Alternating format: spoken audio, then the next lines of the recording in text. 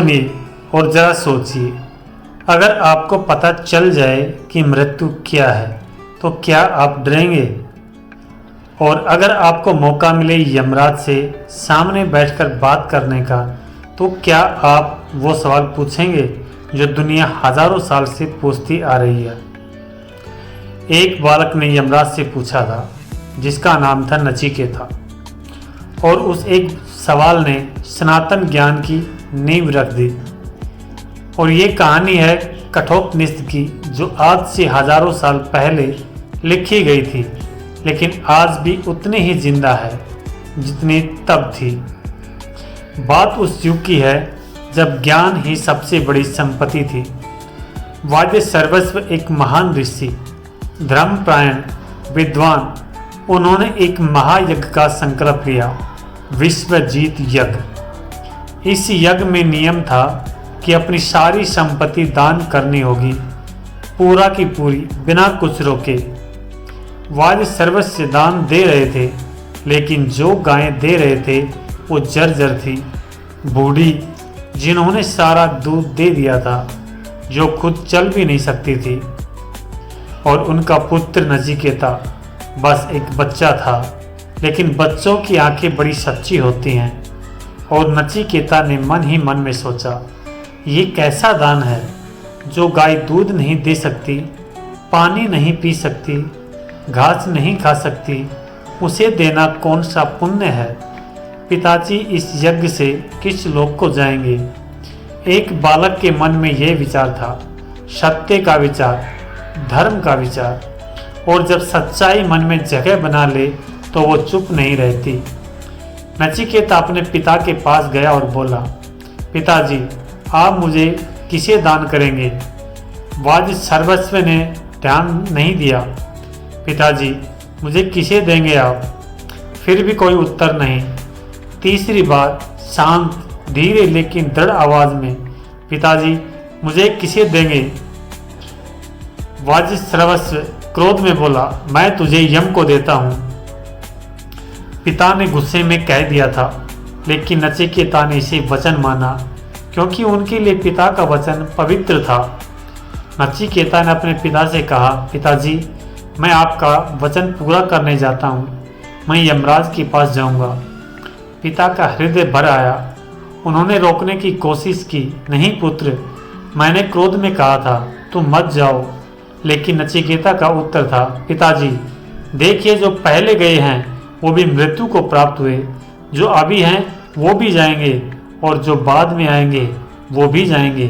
मैं उनसे अलग नहीं हूँ। आपका वचन सत्य होना चाहिए। और नचिकेता वहाँ से चल दिया, अकेला, यम के द्वार के लिए। यमपुरी पहुंचकर उसने द्वार खटखटाया। पहरेदारों ने बताया, यमराज घर पर नहीं है। नचिकेता ने कहा, कोई बात नहीं, मैं यहीं बैठता हूँ जब तक यमराज नहीं आते। मैं यहीं रहूँगा। 3 दिन 3 रातें बिना अन्न के, बिना जल के नचिकेता यमराज के द्वार पर बैठा रहा। ये साधारण बालक नहीं था, ये वह था जिसे सत्य की प्यास थी, और सत्य के लिए वह सब कुछ सह सकता था। यमराज वापस आए और द्वार पर एक बालक को बैठे देखकर वो रुक गए।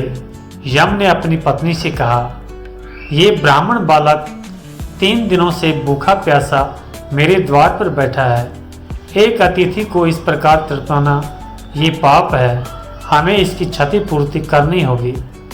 यमराज स्वयं नचिकेता के पास आए। उनके हाथों में जल था, फल था।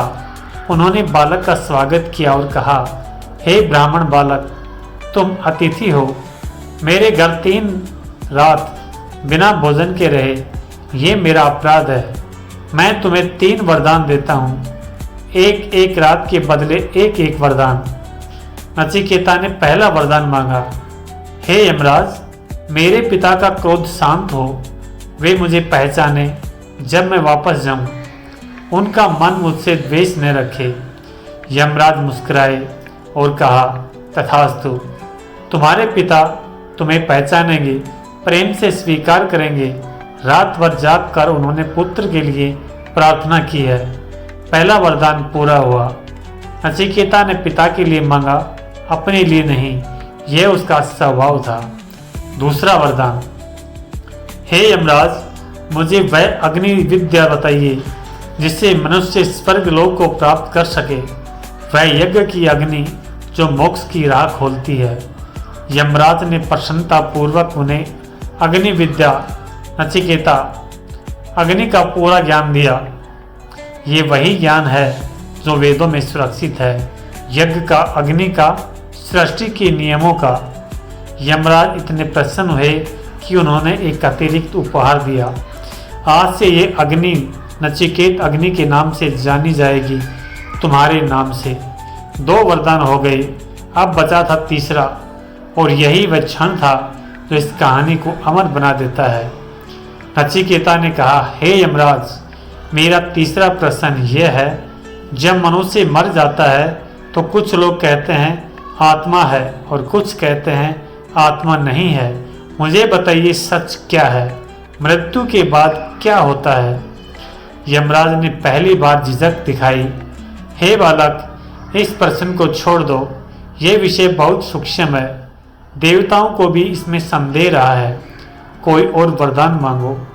नचिकेता ने आंखें झुकाई और फिर उठाई। हे यमराज, आपने खुद कहा है कि ये विषय देवताओं को भी नहीं समझ आया, तो फिर आपसे बेहतर गुरु मुझे कौन मिलेगा? और कोई नहीं जान सकता जो आप जानते हैं। यमराज ने एक और प्रयास किया परीक्षा लेने के लिए। ठीक है, मैं तुम्हें 100 वर्ष का राज्य देता हूँ, हाथी, घोड़े, धन, स्त्रियाँ, सब कुछ, जो चाहो मांगो, बस ये प्रश्न छोड़ दो। नचिकेता ने कहा, ये सब क्षण भंगुर है यमराज। संगीत की देवियाँ, नृत्य, महल, सोना, ये सब। यमराज, ये सब कल नहीं रहेगा। जो आज है वो कल नहीं, जो आज नहीं वो कल हो सकता है। मुझे वह चाहिए जो सत्य है, जो हमेशा रहे। यमराज ने पहचाना ये साधारण जिज्ञासा नहीं थी, यह वैराग्य था, यह विवेक था, यह वह पात्रता थी जो सत्य ज्ञान को पाने के लिए चाहिए। यमराज ने कहा, नचिकेता, तुमने अच्छा किया, तुमने प्रिय को नहीं चुना, श्रेय को नहीं चुना। जो भोग में डूबे हैं वो ये ज्ञान नहीं पा सकते, लेकिन तुम पा सकते हो। और यमराज ने जो कहा वह कठोपनिषद का हृदय है, वह सनातन ज्ञान की आत्मा है। यमराज ने कहा, नचिकेता सुनो, ये आत्मा न जन्मती है न मरती है, ये कभी नहीं थी ऐसा नहीं, ये कभी नहीं होगी ऐसा भी नहीं, ये अजन्मा है, नित्य है, पुरातन है, शरीर के नष्ट होने पर भी ये नष्ट नहीं होती।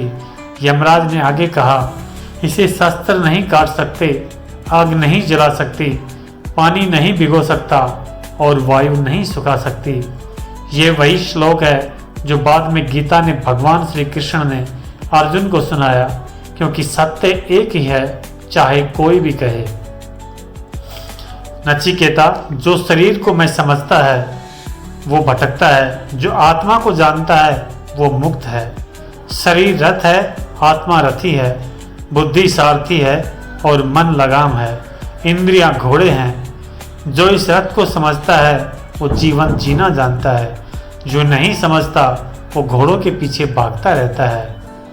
और यमराज ने कहा, आत्मज्ञान सबको नहीं मिलता, बहुत कम लोग इसे सुन पाते हैं, इसमें से भी कम इसे समझ पाते हैं, और जो समझ लेते हैं वो धन धन्य हो जाते हैं। नचिकेता ने सुना, आंखें बंद, हृदय खुला, और एक बालक उस सत्य तक पहुंचा जिसे दुनिया सदियों से खोज रही है। नचिकेता वापस आया, पिता ने उसे गले लगाया और उस दिन से ये ज्ञान जगत में फैल गया।